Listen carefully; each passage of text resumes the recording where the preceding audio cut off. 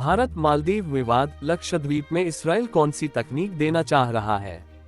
मालदीव की एक मंत्री के भारतीय प्रधानमंत्री नरेंद्र मोदी पर दिए गए बयान के बाद दोनों देशों के बीच तनाव है। पीएम मोदी के लक्षद्वीप दौरे के बाद उनकी शेयर की गई तस्वीरों पर मालदीव की मंत्री मरियम शौना ने आपत्तिजनक टिप्पणियां की थीं। उनमें से एक टिप्पणी में उन्होंने पीएम मोदी को इसराइल की कठपुतली तक कह दिया था।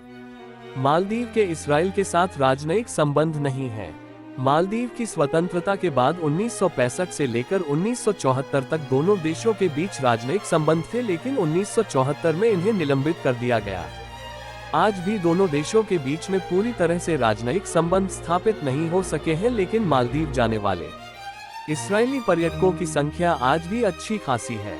बीते साल 7 अक्टूबर को हमास के इसराइल पर हमले के बाद शुरू हुए इसराइल गजा युद्ध के बाद फलस्तीनियों के समर्थन में मालदीव में भी प्रदर्शन हुए थे। प्रदर्शनकारियों की एक मांग ये भी थी कि इसराइली पर्यटकों को मालदीव आने से रोका जाए। लेकिन भारत मालदीव विवाद में इसराइल की एंट्री तब हो गई थी जब भारत में इसराइल के दूतावास ने अपने एक्स पहले ट्विटर हैंडल से लक्षद्वीप की खूबसूरत तस्वीरें साझा की थीं। इसराइल ने क्या कहा था? सोमवार को लक्षद्वीप की कुछ तस्वीरें शेयर करते हुए भारत में इसराइली दूतावास ने बताया था कि उनकी एक टीम वहां पर गई थी। इसराइली दूतावास की ओर से कहा गया था कि हम सरकार के अनुरोध पर डिसेलिनेशन प्रोजेक्ट के सिलसिले में बीते साल लक्षद्वीप गए थे। इसराइल इस परियोजना पर काम करने को तैयार है।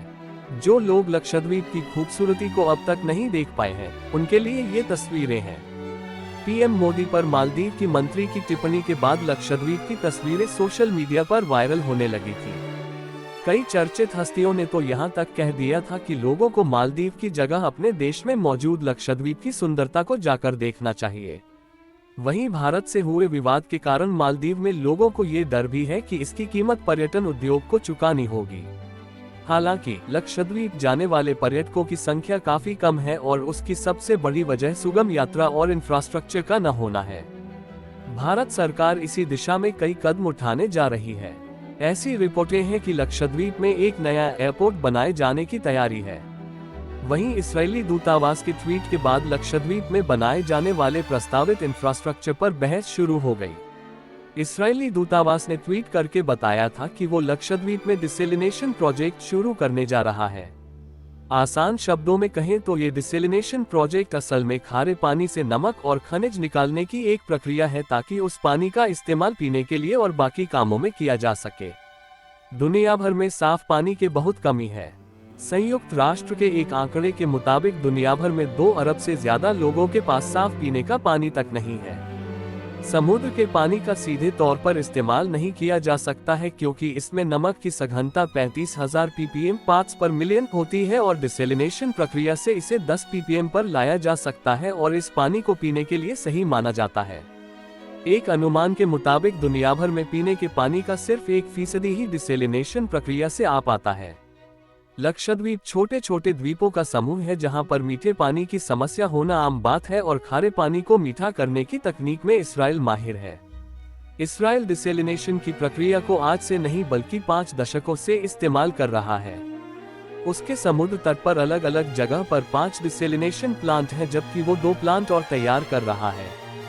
साल 2019 तक इसराइल अपनी 70% पानी की जरूरत इसी डिसेलिनेशन प्रक्रिया से पूरी करता था।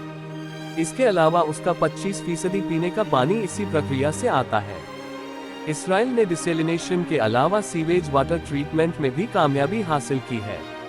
उसका वेस्ट वाटर रिसाइकलिंग रेट 90% हो गया है। इस पानी का इस्तेमाल वो कृषि और दूसरी दैनिक जरूरतों में करता है। संयुक्त राष्ट्र के आर्थिक और सामाजिक मामलों के विभाग के आंकड़ों के अनुसार दुनिया में 80% वेस्ट वाटर को बिना ट्रीट या इस्तेमाल किए वापस इकोसिस्टम में बहा दिया जाता है। इसराइल ने पानी की एक एक बूंद का इस्तेमाल कर खुद को वाटर मैनेजमेंट और ट्रीटमेंट तकनीक की एक नजीर के तौर पर पेश किया है। उसका दावा है कि उसके मैनेजमेंट और तकनीक के जरिए पानी की कमी की समस्या को सुलझाया जा सकता है। किसी खास तकनीक की कुछ खास खामियां भी होती हैं। डिसेलिनेशन प्रक्रिया भी उससे अछूती नहीं है। मैसाचुसेट्स इंस्टीट्यूट ऑफ टेक्नोलॉजी की एक रिपोर्ट के मुताबिक दुनिया भर में हर रोज डिसेलिनेशन प्रक्रिया से 100 अरब लीटर पानी मिलता है, लेकिन इसके जरिए उसी मात्रा में खारा पानी भी पीछे छूट जाता है। इस पानी को वापस समुद्र में बहाने से इकोसिस्टम पर गंभीर असर हो सकता है। हालांकि इस पानी को वापस इस्तेमाल करने पर जोर दिया जा रहा है। डाउन टू अर्थ वेबसाइट के मुताबिक डिसेलिनेशन प्रक्रिया को लेकर दूसरी चुनौती इसका काफी खर्चीला होना भी है। एक डिसेलिनेशन प्लांट लगाने में करोड़ों डॉलर खर्च हो सकते हैं। वेबसाइट से एक वाटर इंडस्ट्री एक्सपर्ट क्रिस्टोफर गैसन कहते हैं कि इस्राइल ने इसमें इसलिए कामयाबी पाई क्योंकि उसके पास पैसे की व्यवस्था थी और कम मजदूर लागत ने उसकी तकनीक को किफायती बनाया, जो कि पूरी दुनिया के लिए वैसा नहीं हो सकता है। वहीं विश्लेषक इसमें एक और बड़ी चुनौती ऊर्जा खपत को मानते हैं। इस प्रक्रिया में बिजली का काफी इस्तेमाल होता है और इस्राइल अपनी कुल बिजली का 10% इसी प्रक्रिया में खर्च करता है। विश्लेषक इसकी भी काट ढूंढ लाए हैं और उनका मानना है कि इसमें रिन्यूएबल एनर्जी अहम भूमिका निभा सकता है।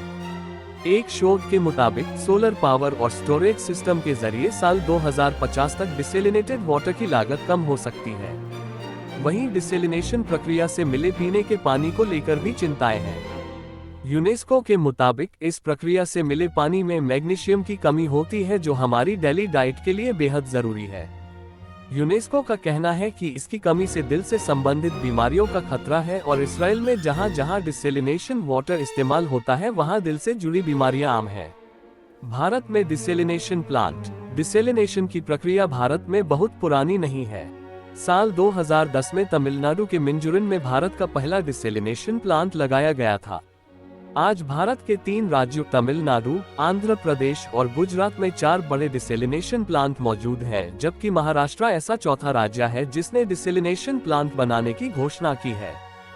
भारत के बड़े शहरों में और खासकर समुद्र तट के नजदीक शहरों में पानी की समस्या अब आम बात हो गई है। मिंजुरन में बना पहला डिसेलिनेशन प्लांट चेन्नई की 5 लाख की आबादी को साफ पानी मुहैया कराता है। महाराष्ट्र ने जिस प्लांट की घोषणा की है वो मुंबई को पानी देगा। वहीं देश का दूसरा सबसे बड़ा डिसेलिनेशन प्लांट गुजरात के जामनगर में है। गुजरात की योजना 8 नए डिसेलिनेशन प्लांट बनाने की है।